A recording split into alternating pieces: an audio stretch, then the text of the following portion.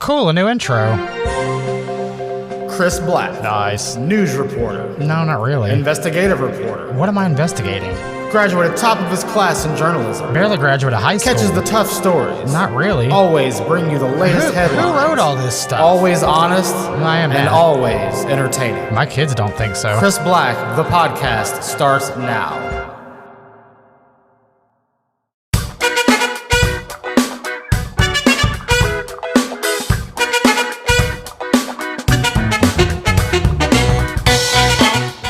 What's going on, everybody? You've reached Chris Black, and this is Chris Black, the podcast. And man, you caught me on a good day because I got the energy. Get on your feet!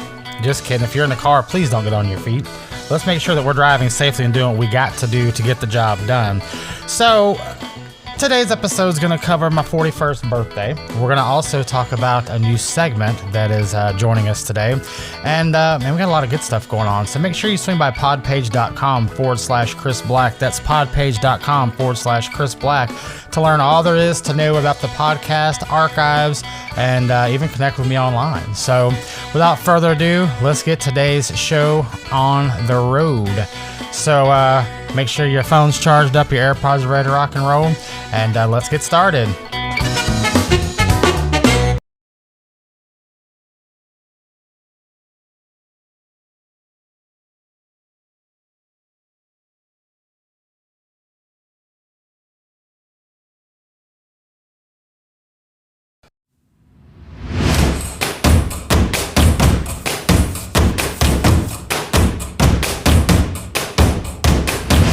What's up, everybody? Welcome to the first segment of the 16th episode. This is Chris Black, your host, and this is Chris Black, the podcast. Welcome back, and boy, do we have a special segment for you at this point. This week's all about the football, the gridiron, getting it done. So, without further ado, let's get in here and get started with the show, and let's get crack-a-lacking. So, it's Friday night around here. It is the Friday before a 3-day weekend. We got Labor Day coming on Monday, which is awesome. So we are headed into week 3 of high school football, but most importantly, college football kicks off this week. Man, I can't wait. I'm excited. We got a lot of matchups going on. A whole new year of trash talking begins. And, my Bama fans, they're coming out strong. Hi, we just want y'all to know we coming back to share. We got Saban and on the sidelines, and we got some new things going on. And hey, don't forget about the Georgia Bulldogs. Now we was number 1 last year. We're gonna do it again. I'm good with that. Auburn, we don't care. We got Harkins doing his thing. I don't really know what he did last year. It really wasn't a whole lot of anything, but I digress. So it's going to be kind of interesting. This, in my opinion, is the first year we've kind of like post-COVID, really. We've had a lot of years, with the COVID, we got to take, precautions, and practice time got kind of dumbed down a little bit. And we had so many opportunities to kind of still play, but we weren't really all in. There were a lot of restrictions, and, people wear masks in the stadiums, and, it kind of seems like we're getting back to normal again, which is pretty cool. So super excited to see what happens with collegiate football this weekend. I really hope we can kind of step out there. Auburn's playing Mercer, and I hate to be this guy, but I really don't know who Mercer is. So yeah, Auburn and Mercer is kind of a thing, and I don't really know a whole lot about Mercer. I just know they show up on the schedule from time to time. And then, of course, our national champions from last year, the Georgia Bulldogs, are headed to play Oregon, which that should be exciting. And then, of course, Bama, a roll tide to you, and Utah State. So that should be, kind of get us kicked off the right way at least, and, get a game in the books and kind of see where everybody's at. So, college football's on the move. Wetumpka tonight is, man, I tell you what, I got to brag on my high school football team a little bit.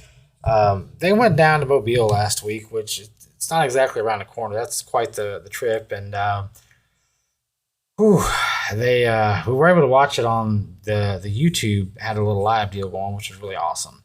Long story short, the Indians got down quite a bit. Score kind of they were really kind of getting lapped several times, and I was concerned that well, we're going to get beat, but hopefully they kind of bridge the gap a little bit. Not only did they come back to bridge the gap, they were able to win the game, and I was beyond excited for those guys. They worked really hard, and who wants to drive 2.5, 3 hours, however far it was, to lose? I mean, that sucks. But not with Tumpka, man. We were able to get a win out of the deal, and I think the team learned a lot. I think the school kind of gained a little bit more support for their athletes. They did a pretty good job, and of course the band was down there supporting them. And those guys, these freshmen, there's a lot of freshmen in the band program this year, and that I think was a pretty good distance to go week 2 all the way down to Mobile. But everybody seemed to have a good time. My kid got in, I don't know, I want to say he got in after 1 o'clock, 1:15, something like that. By the time they got in and did what needed to be done, it had been a day. And we got home a little after 1:30, give or take, and I think I was in bed by 2. Makes for an absolutely just incredibly long day. So you think about the kids left the school around 1 in the afternoon or before 1, got back at 1 in the morning. That's 12 hours just doing that. Not to mention they got up at, some of them got up at 4:30, 5 o'clock, got on buses, did whatever needed to be done, get the school day started, and then they left at lunchtime and didn't get home until after midnight. So I think that's something we don't often stop to think about our athletes and, our band kids and our arts, kids and all that. These cheerleaders and dancers and auxiliary person. I mean, all these people and the personnel that are responsible for these folks have very long days during the football season. And, you go, well, we got done at about 10 o'clock, got home at 11. That's awesome. But it doesn't always work out that way. So I really, want to give a round of applause and a big hand to those who support our programs and make it happen for these kids. Because honestly, if the directors, the volunteers, the people who are over these programs didn't step out there and support these guys, these kids, there's no way they would ever make it. So, I mean, there's a lot of things that have to go right to make these programs work. And I'm glad that kids are still getting involved in these various types of programs. So, hey, kudos to everybody involved with that. Now, of course, this week, they're kind of gearing up. We have a little, I don't even call it an across-town rival, but it's a local school, and we're going to visit Pike Road tonight, so we'll see how that plays out. Of course, by the time this releases, we will have already gotten the outcome of that particular game. So, kind of a cool thing for us. I have a good friend of mine. His son's in the marching band over there. He's actually with the 8th grade, and his son kind of went through the same thing my son did as far as the band camp and learning how it all worked out. So everybody's kind of learning still, but it's been pretty exciting so far. So we won't get to see them tonight, unfortunately. They won't be able to make it, but we will get to see Pike Road and all that goes with that. So pretty excited about the chance to go across town and check out some of the other programs in the area. So we've got some more games this year that are kind of geared toward our local teams, which is pretty neat. I say there's enough football teams around here. We should be able to go across town without driving to the coast, but, we'll see what happens. But football is definitely in full effect. We got the 3-day weekend, coming down the pike. We're off on Monday for Labor Day. And, hey, my oldest son's home from college. So, hey, who knew? Coming up next, remember last week when we talked about, the collegiate side of the world? Well, I got my buddy back again this week. So, we're going to talk all things NIL. So stay tuned for that, and we'll see you in just a minute.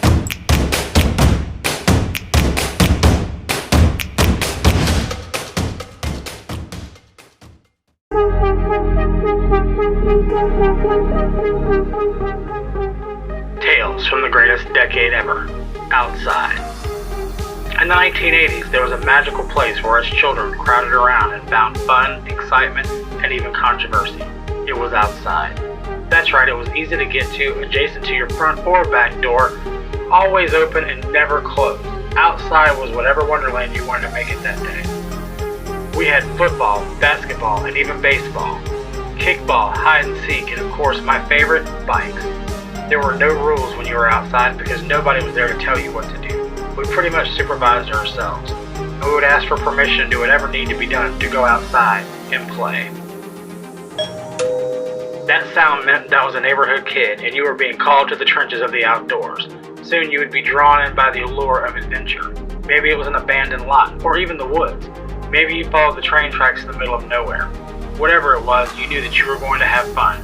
We knew when to be home. After all, our Casio watches kept impeccable time, and we were just that responsible. Gone are the days of going outside. Now we have our wives, GPS, and smartphones to tell us what to do, fellas. Outside in the 80s was a much simpler time. To those who never knew the outdoors, I'm sorry. For those of us who remember it, do so fondly. This has been another memory of the greatest decade ever.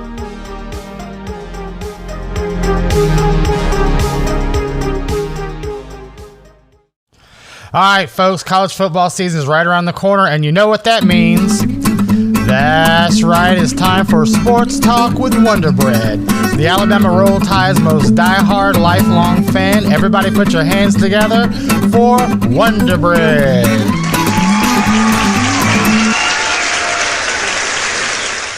All right, so this week with Wonder Bread, we're going to talk about the NIL, what it means for the college football students, athletes, and all parties involved. And last week when we were talking to Wonder Bread, he very passionate about this NIL. So for people who aren't familiar, what is NIL?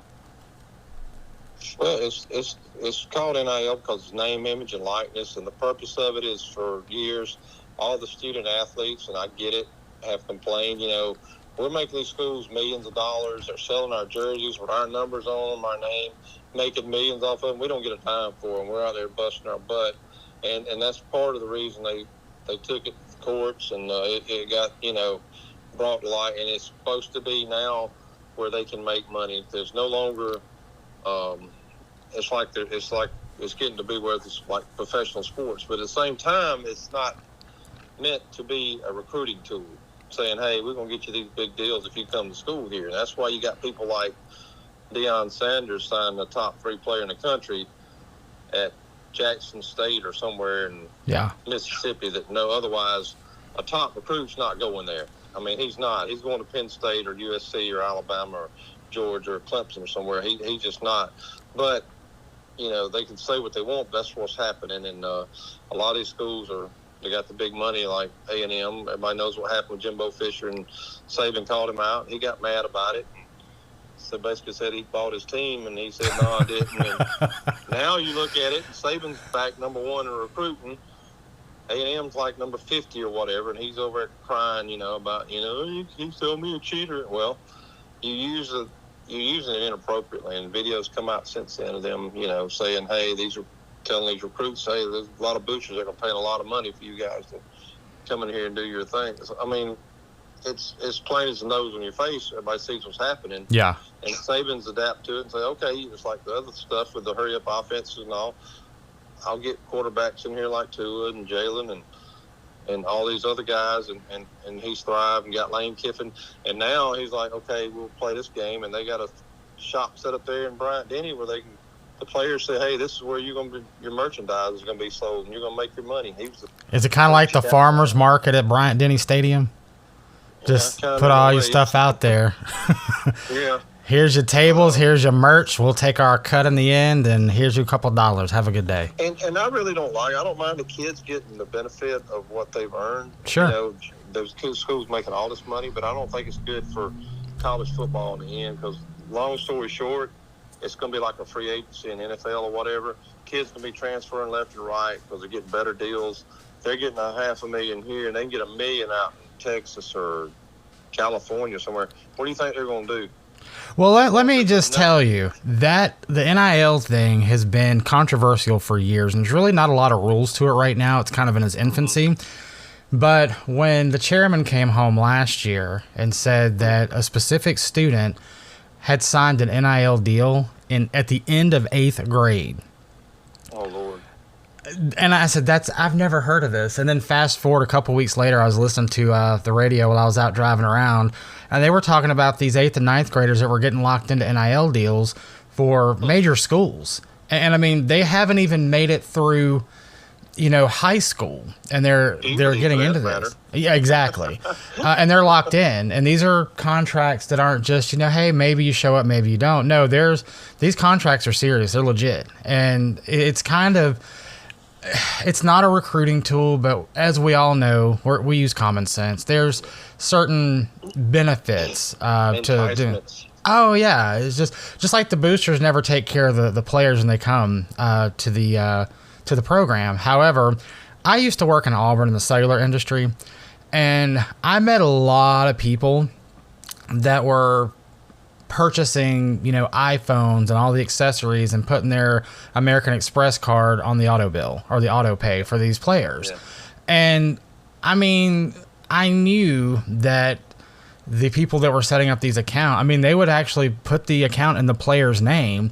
They'd pay the deposit and all that went with it. And usually it was a cash transaction, which always kind of raised red flags in my store, because who's coming in there and dropping $1,500 cash?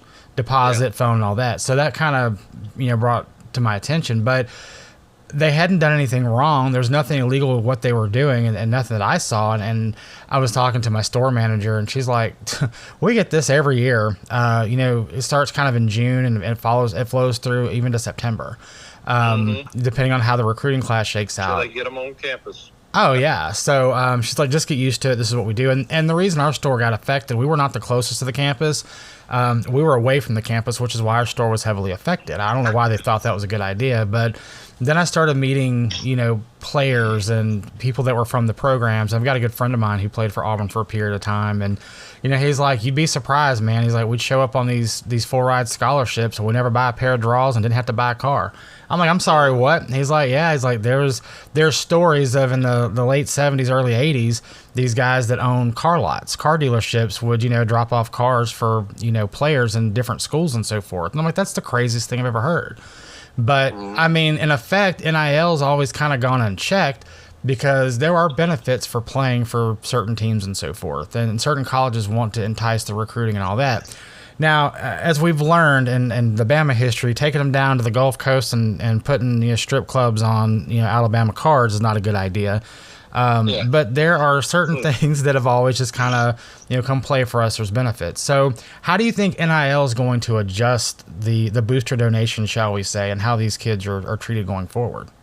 Well, one thing you got to look at, I was thinking about last few weeks, is income. So when you make income, what do you have to do? Taxes, baby. Got to pay them taxes. All right. What happens if these kids don't pay their taxes? Mom and daddy or Uncle Bojo, whoever's going to spend that money or whatever, promised them this thing. All right. And then again, what happens when the kid, they got this big endorsement, they give them this money. It's like, Bo Nix had Milo's tea or somebody, he leaves all out down in Oregon. They don't even know what the hell tea is out there probably. So he's not endorsing anymore. What do they do? How they recoup their money? Do they say, okay, we paid you to endorse our product or our company or whatever, and now you're gone. So what do they do about that? It's so many things you got to look at that I just don't think it's good.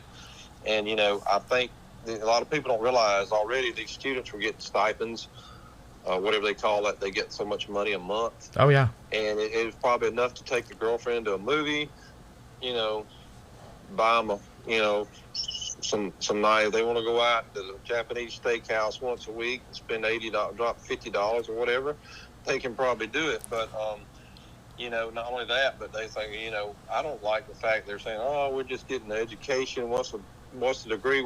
It's worth a lot. They put a lot of money in these athletes. I agree. The medical, the nutrition, they feed them, they put them up, the housing, the equipment they put on them. They put them out there to play football, and not to mention that ain't getting into the education. Yeah. Have anybody checked on the price of tuition lately at Alabama and Auburn? I know what it is at Troy firsthand, but it's expensive, especially if you're out-of-state students. You got to be a millionaire to send your kids out-of-state college and pay the tuition, and God forbid if they get into sororities and all that kind of stuff. I found out it takes at University of Alabama, it's like paying another whole tuition. Oh, yeah, just absolutely. Your daughter in a sorority is. What are these people doing for a living? You got to wonder. But, it's just so much money invested in these kids. I would venture to say it's over 100,000 a year on each one of them. Yeah. And they're not getting any benefit. I totally agree. Well, So, I mean, I think we've covered NIL pretty good this week. I know another topic that's near and dear to your heart is the history of Alabama, and we've got some cool things that are coming up this year. So we're going to pause on the NIL for this section and more after this message. Do you like working on your own car? Do you have a history of needing to make multiple trips to the store to get something you forgot? Are you looking for an excuse just to leave the house? Then come to the Parts House. Our team will look up your parts on the computer and even watch YouTube videos just to tell you how somebody else did it. They only work here to get away from their family too. Want to get it right the first time? No can do, brother. At the Parts House, we want it to cost more than twice the price and take 3 times as long as a regular mechanic. Turn an hour project into a weekend project. Is your marriage going great? It'll be in shambles by Sunday, so make sure you visit the Parts House today, where the money you save may very well be your own.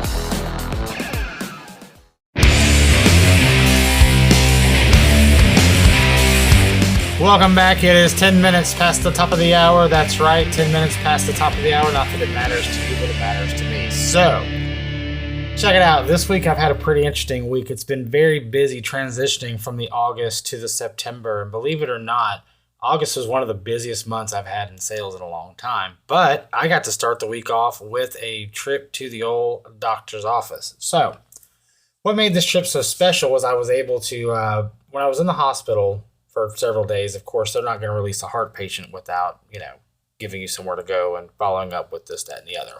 So they sent me to an endocrinologist, which was somebody that basically focuses on the my blood glucose and diabetes and things. If you're a diabetic, you're familiar with an endocrinologist. So this particular nurse practitioner is very well versed in this area. And I was always under the misconception that if you have you have to have a doctor and this, that, and the other, which the way this was structured, they have doctors because they're required to, but the nurse practitioner is your primary point of contact. And my cardiologist is very much the same way, but I have a phenomenal relationship with both of these nurse practitioners and the doctors for my cardiologist and so forth.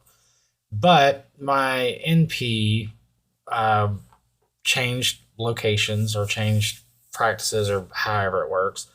And so I was able to make the transition with this particular nurse practitioner to a new practice. And so, you hear all these nightmares about medical this and medical that, and I can't get the help that I need and yada, yada, yada. Well, I've kind of had a different experience with that. My mother has had some difficulty in the medical realm over the years. My grandmother got to a point where she just point blank didn't trust the medical field. And we always kind of joked about, they call it practice of medicine. They don't really know what they're doing. Well, whatever. But now that I've kind of delved into this world of insanity when it comes to the medical world, I'm kind of learning, that I don't want to deal with these people any more than I have to. I love the people that saved my life and that have helped me, and I have a huge respect for the field, but Chris wants to do everything he can to not have to deal with these people as often. So that's why I've been better about, I don't smoke, I don't drink. I didn't really drink before, but maybe I should have. But I quit smoking, I cut the carbs, and I still eat things I'm not supposed to, but not nearly as often and not nearly as much. So the point I'm getting at is this was a different experience for me. And when I went to go see, this is my first time, the lady in the front office, she's apparently been there for a little while.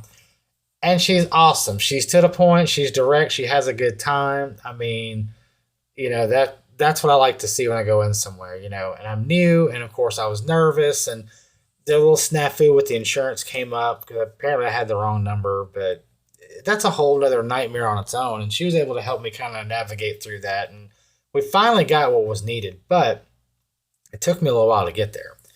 So then I got in the back and, we discussed, how things have been going and all that other fun jazz. And this was my first time with this particular, doctor's office. So I had to do a lot of labs and, all that good stuff. But it was nice catching up with my endocrinologist. And the long and short of it all is, everything's still, trending up. Everything's still doing great. My levels are where they're supposed to be. My recovery seems to be doing very well. I am less than Yeah, I'm less than a month. 21 days to my 1 year milestone, and that's huge. So I'm super excited about it. It's still kind of, even after a year, knowing what all I've been through, still kind of, it's amazing. Still kind of gets to me, but it's been an amazing journey. And I've had some days where I was just like, to hell with it all, and other days I'm like, all right, cool, I'm glad to be here. Let's keep moving, and everything in between. It's just, life's a journey, not a destination, and I've heard that all my life, but I'm really starting to see it. So, and trying to stick with my newfound whatever, my second chance, I've been kind of stepping outside of my comfort zone. And so I kind of have a little bit of an announcement, not that it matters to anybody, but it does kind of matter to me. I've said this before. I've been a student of broadcast and broadcast radio primarily for many, many, many, many, many years. I have always been fascinated with terrestrial radio, the radio programming, all that goes with it. And if I'd have had my way and done what I wanted to do, I would have been enjoying a broadcast career years ago, but they didn't have podcasts in the 90s. So here we are. But, looking back on my life, I used to, entertain. I learned how to kind of, mix music and, I don't want to say DJ, but for lack of a better term, kind of put all these different things together, make not just mix tapes, but actually mix the music together. I was always into entertaining, and everything was always kind of a production growing up. When I set my drum set up in my room, for years, it wasn't in a corner facing the wall. It was facing my audience, which was imaginary, but, who knew? I always was kind of, on the entertainment side of the world. So, and I always wanted to be in entertainment. I didn't necessarily, I had a face for radio, so I didn't necessarily want to be in front of the camera, but I was always fascinated. Even in fifth grade when I was in TV production, we used to shoot the morning news, which was funny. And one of the things that I used to get known for with my camera work is I used to zoom in on Miss VP Phillips. She was the principal, and she was such a sweetheart. And my mother loved her to death. It was my mother's boss. My mother was the kindergarten teacher at that particular elementary school. And I got picked with Mr. Watson, that was a music teacher, to learn how to do TV production. And I remember how just fun and awesome it was doing TV production. But one of the things I was known for was my camera work. And I used to have a habit of getting all up in the grill. And Miss Phillips, she'd be there with her announcements, baby, and she's got it figured out. And she's just going on about her business. And I would zoom into her face where you could count the pores on her cheek, okay? You could see the lipstick outline where it was or was not on her lips. You could see, the earrings pulling on her earlobe. Miss Phillips was front and center. It was a square shot, and her nose was in the middle. Like, I wasn't even playing. And so she'd sit there and she'd talk, and I'd do it to everybody, but I got known for my camera work, and they used to call me Mr. Up Close. But if I'm being honest with you, my favorite thing to do was to run the board. And the reason why, we used to play music, and it had a little thing in the front, and it was just before the news started. And then, of course, once the news started, that was my time to shine. And we got to do it one day a week, and my group did it on Mondays. And so, what a way to start the week out with a Chris Black production, let me tell you. And you press a little slide switch, and of course, we only had a handful of mics, and it really wasn't that big of a deal, but we thought it was. And the board was my favorite thing. And even doing podcasting, the board is my favorite thing. So I share all that with you to say this. On my 1 year anniversary, I'm going to do something that I thought I would never have a chance to do. And the Lord has just truly blessed me with the opportunity. And I'm going to attend the Rick and Bubba show in Birmingham, Alabama on the 23rd of September. And you all are going with me. Not really, but I do plan on kind of chronicling the experience and maybe shooting some video while I'm here or en route to the location and stuff like that, and sharing the experience. But really excited about it. Like I said, I've always wanted to do it, and they're in a new studio, and I have watched them since they were on Turner South. So I've been around a long time with them. So it's really exciting to kind of see somebody that you listen to on the radio. I've heard of these golden ticket seats for years, and this is the first round in the new studio. So it'll be either the second or third week. I can't remember. I think it'll be the third week that I get to go, and hopefully everybody behaves. And I promise, people who want the future golden ticket seats, right, understand that I'm going to do my part to make sure that we keep this trend rolling. So I've already told my wife she better be on her best behavior and don't be acting up in front of Rick and Bubba. So so I'm like super excited. So that's coming up on the 23rd of September, and I think I'm going to have some fun with it. I ordered my shirt, which of course is a Rick and Bubba special. The front says Jesus loves you and I'm trying. So there's a lot of truth to that. I'm just kidding. But I'm really excited about it. Kind of nervous, if I'm being honest with you. Met people in radio before. Locally, there's a radio legend I've kind of gotten to know. He runs a not production company, marketing firm, and he's a really cool guy, really down to earth. And I actually met another guy who's on the radio in the morning and the afternoons here. I won't name drop, but his last name rhymes with did well. And I had lunch with him a few times when we were doing some marketing stuff with them, and super great guy. I would love to learn more about his story and all of his years in broadcasting. Ironically enough, he hailed from Chicago and had his radio careers, best I understand, in South Florida. And I'm from Florida, so I kind of understand the demographics a little bit when it comes to, South Florida is a little different from the rest of the world, and the United States for that matter.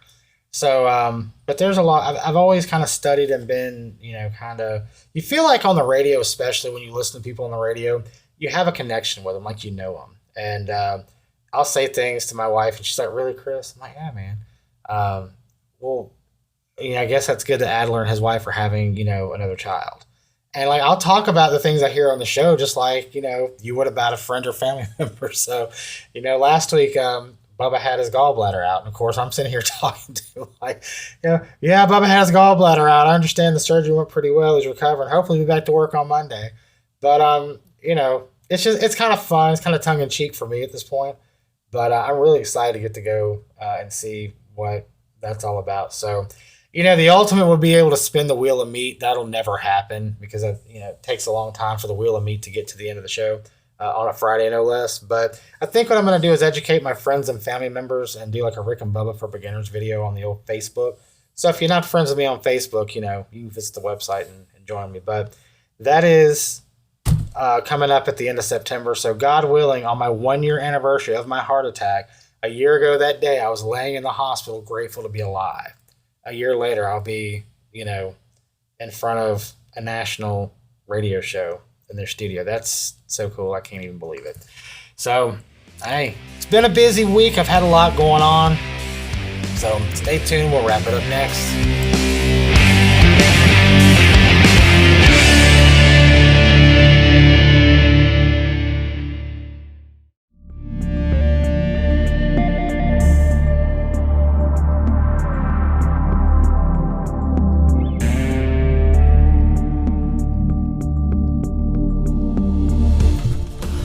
Well, it's that time again. Got to close out the show, round it out, do what needs to be done. I got stuff to take care of, and I know you got things to do too. So back to reality, ladies and gents.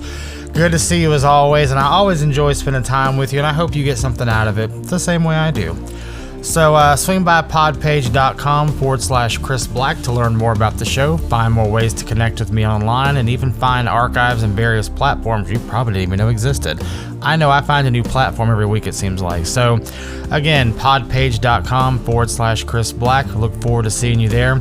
And thanks again for making the time to spend with me. And we will see you next week. Stay safe, everybody. Till next time.